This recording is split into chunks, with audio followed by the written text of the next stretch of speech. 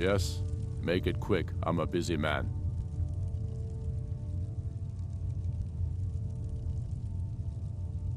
It means you have the dragon blood.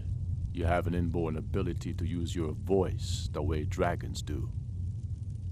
The old tales tell of dragonborn heroes who slew dragons and took their power.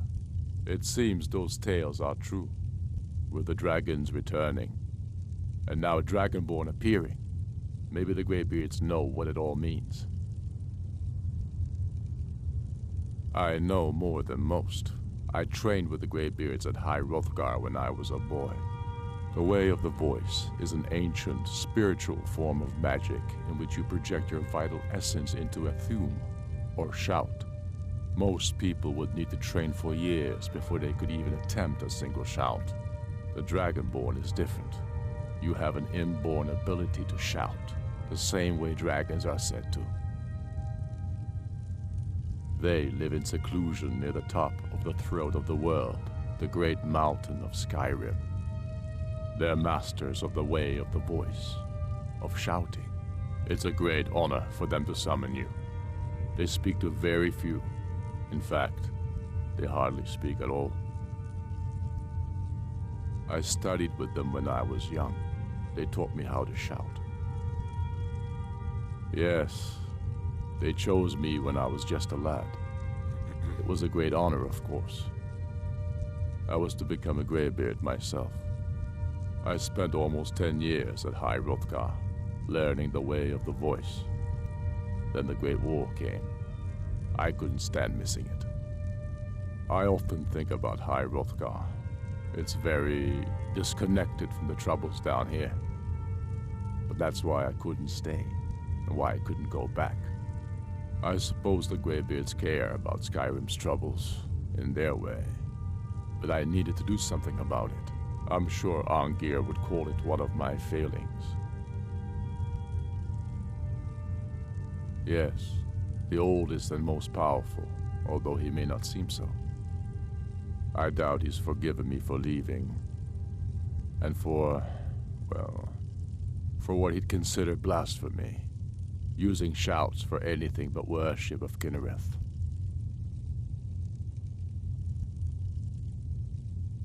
You're Dragonborn. The rules don't apply to you. You can shout the way dragons do, without training, through inborn instinct. They always hope to teach a Dragonborn to respect the Way of the Voice as they do. They never fully succeed. You'll have to make your own decision. It's a beautiful philosophy, but outside the seclusion of High Hrothgar, I was never able to hold to it. They live in seclusion near the top of their master. It's a great honor for them to summon you. They speak to very few. In fact, yes, I'm sure Arngir would call it, yes, although I rarely use my training.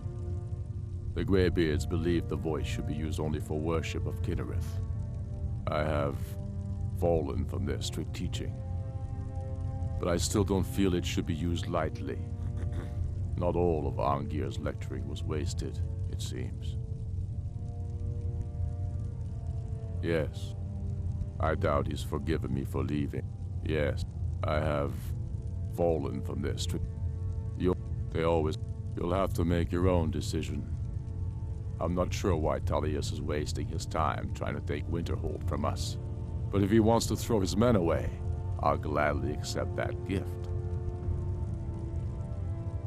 Tullius has camps in the Pale. Damn Tullius. We should take Yarmarch. Not entirely true, though not entirely false either. Any Nord can learn the Way of the Voice by studying with the Greybeards, given enough ambition and dedication.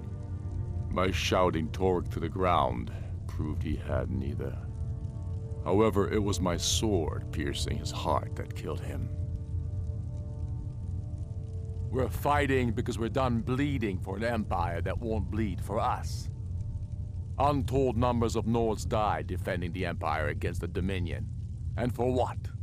Skyrim being sold to the Thalmor so the Emperor could keep his throne. We're fighting because our own Jarls, once strong, wise men, have become fearful and blind to the people's suffering. We're fighting because Skyrim needs heroes, and there's no one else but us.